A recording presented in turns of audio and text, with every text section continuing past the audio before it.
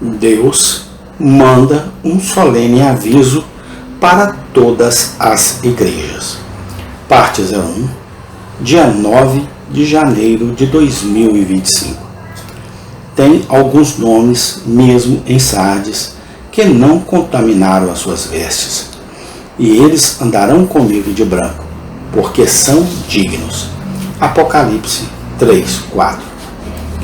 Meu erudito e eminentemente piedoso predecessor, Dr. Gil, é de opinião que as diferentes igrejas mencionadas no livro do Apocalipse são tipos de diferentes estados pelos quais a Igreja de Deus passará até chegar ao estado de Filadélfia, o estado de amor, no qual Jesus Cristo reinará em seu meio e depois, como ele pensa, passará para o estado de Laodiceia, condição em que será quando, de repente, o Filho do Homem vier para julgar o mundo em justiça e as pessoas em equidade.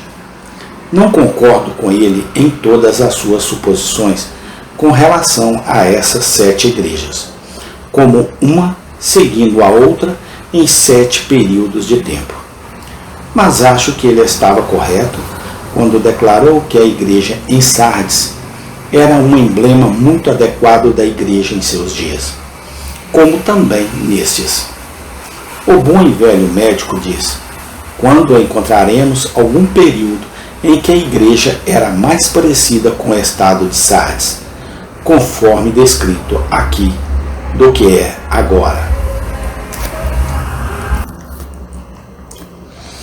E ele aponta os diferentes detalhes em que a igreja de seus dias, e tenho certeza de que é ainda mais verdadeiro para a igreja dos dias atuais. Era exatamente como a igreja em Sardes. Usarei a igreja em Sardes como uma figura do que considero ser a triste condição da cristandade no momento atual. Meu primeiro ponto será: usarei a igreja em Sardes como uma figura do que considero ser a condição da cristandade no momento atual.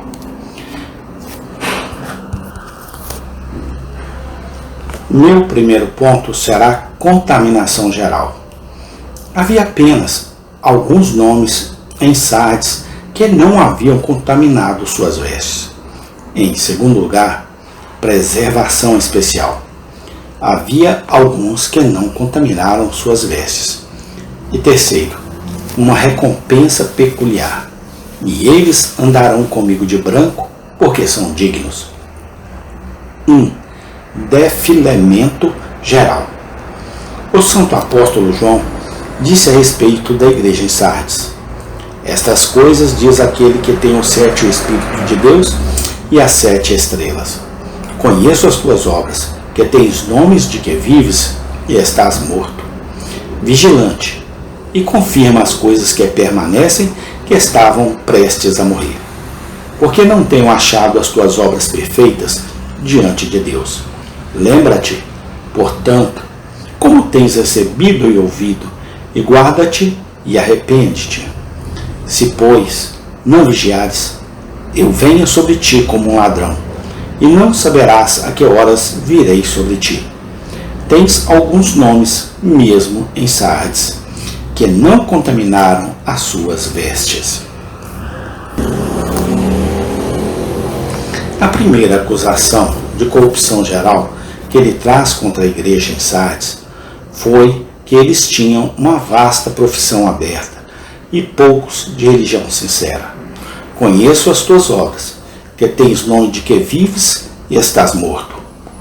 Esse é o pecado gritante da era atual. Não estou inclinado a ser mórbido em meu temperamento ou a ter visão melancólica da Igreja de Deus. Desejo sempre exibir uma liberalidade de espírito e falar o melhor que puder sobre a Igreja em geral. Mas Deus proíbe que qualquer ministro se esquive de declarar o que ele acredita ser a verdade.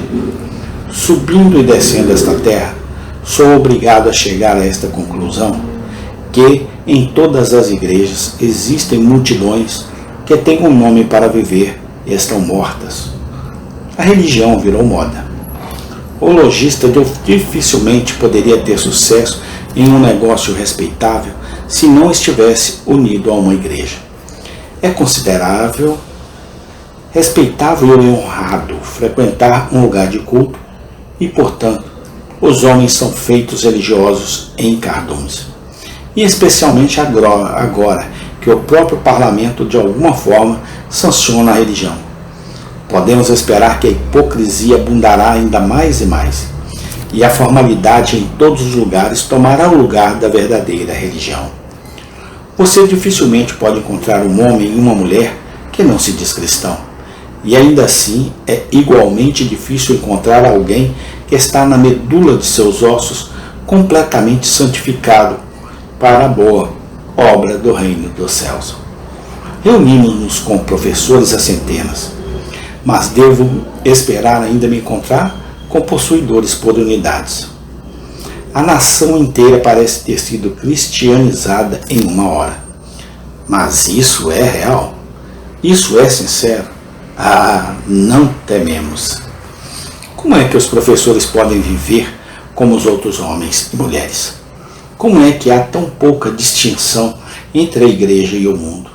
Ou se houver alguma diferença, você está frequentemente mais seguro em lidar com um homem ou uma mulher ímpio do que com alguém que é professamente justo? Como é que os homens e mulheres que fazem altas profissões podem viver em conformidade mundana? Entregar-se aos mesmos prazeres, viver no mesmo estilo, agir pelos mesmos motivos, agir da mesma maneira que os outros? Não são esses os dias em que os filhos de Deus fizeram afinidade com os filhos dos homens? E pode não haver medo de que algo terrível ainda possa ocorrer? A menos que Deus envie uma voz que dirá: sai deles, povo meu, para que não sejas participantes de suas pragas. Considere nossas igrejas em geral. Não há falta de nomes, mas há falta de vida. Caso contrário, como é que nossas reuniões de oração são tão mal frequentadas? Onde está o zelo? Não partiu? Não poderia ir cabote? Estar escrito nas paredes de muitos santuários? Eles têm um nome para viver, mas estão mortos. Eles têm sua piedade? Amém. Tem continuação. Senhor Deus, abençoe esse estudo que está começando, ó Pai. Que todo cristão, que todo homem, que toda mulher, que todo jovem, que toda criança possa entender os teus propósitos escritos na Bíblia Sagrada.